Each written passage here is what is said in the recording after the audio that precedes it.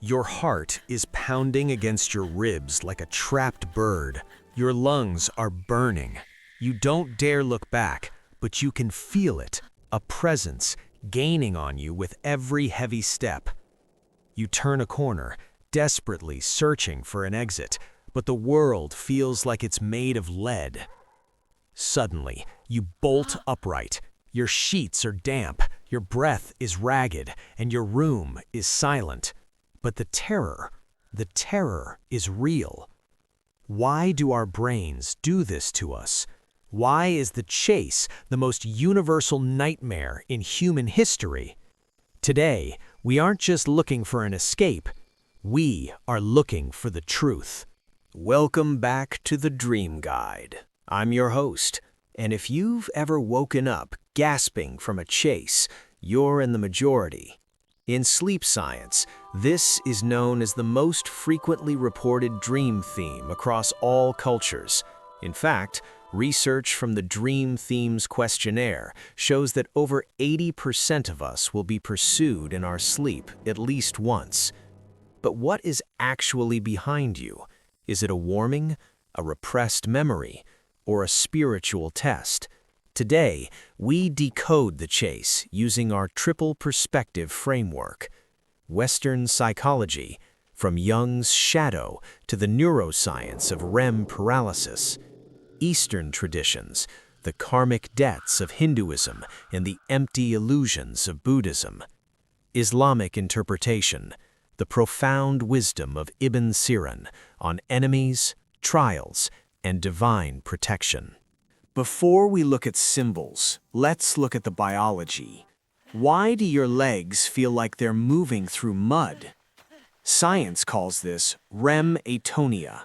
When you sleep, your brain paralyzes your muscles to stop you from acting out your dreams. When you try to run, your motor cortex sends the signal, but your legs don't move. Your brain interprets this lack of feedback as running in slow motion, turning a simple escape into a high-stakes nightmare. But there is a deeper layer, the amygdala. During REM sleep, your amygdala, the brain's emotional smoke detector, is actually more active than when you are awake. Because your prefrontal cortex, the logical part of your brain, is mostly offline, you cannot tell the difference between a dream shadow and a real-world threat. Neuroscientist Auntie Revensu suggests this is the threat simulation theory. Our ancestors who practiced escaping predators in their sleep were better prepared to survive in the waking world. We aren't just dreaming, we are practicing survival in a safe, virtual environment. Sigmund Freud believed the pursuer represented repressed desires, impulses your superego won't let you admit to while you're awake. But it was Carl Jung who gave us the most empowering insight, the shadow. Jung argued that what's chasing you is actually a disowned part of yourself. If you are a person who suppresses anger to stay polite, your dream pursuer might be a violent monster. It isn't trying to kill you, it's trying to be integrated. Case study: the faceless mob. Consider a common dream, being chased by an angry crowd. In clinical psychology, a mob often represents social pressure or the fear of being found out. If you are living inauthentically, perhaps working a job you hate or hiding a secret, the mob is the personification of your own guilt. They aren't trying to hurt you, they're trying to catch up to the real you that you've left behind. As Jung famously said, what you resist persists. The more you run from your flaws, the faster they chase you in the dark. In the East, the chase takes on a cosmic dimension. In Hinduism, being chased is often interpreted through the lens of karma. The pursuer represents karmic creditors, the consequences of past actions catching up to you. It is a call to resolve your debts and return to your dharma, or your true path. Buddhism takes it a step further. In Tibetan dream yoga, being chased is the ultimate test of awareness. The goal isn't to run, it's to realize that both the chaser and the chased are empty of a permanent self. They are both projections of your own mind.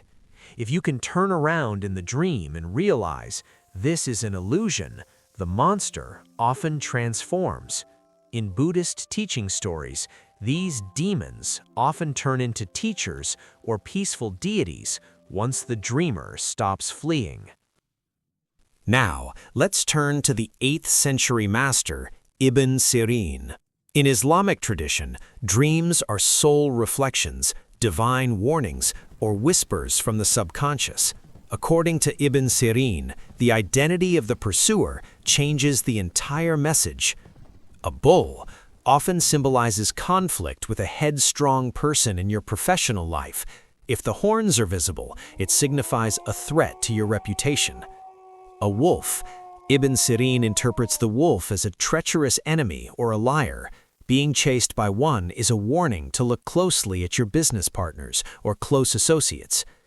A snake represents a hidden enemy, someone in your inner circle who hides their animosity. A graveyard. Running through a cemetery suggests you are avoiding the reality of the afterlife or neglecting your spiritual duties. It is a call to return to prayer and mindfulness. The good omen. Ibn Sirin states that if you are running in fear but not caught, it signifies that you will escape your enemies in real life and find safety under Allah's protection. However, running without fear is a warning of heedlessness, calling for tawbah, or repentance. The most effective way to end a recurring chase dream is to face it, both in the dream and in your life. If you become lucid, stop, turn around, ask the pursuer, what do you want? In your waking life, identify where you feel stuck or powerless. Once you take action on the thing you are avoiding, the subconscious no longer needs to send the alarm. What's chasing you tonight? Tell me your story in the comments. I'm your host for the Dream Guide. Until next time, stop running, start facing, and remember, the thing chasing you might just be the thing that saves you. Sweet dreams.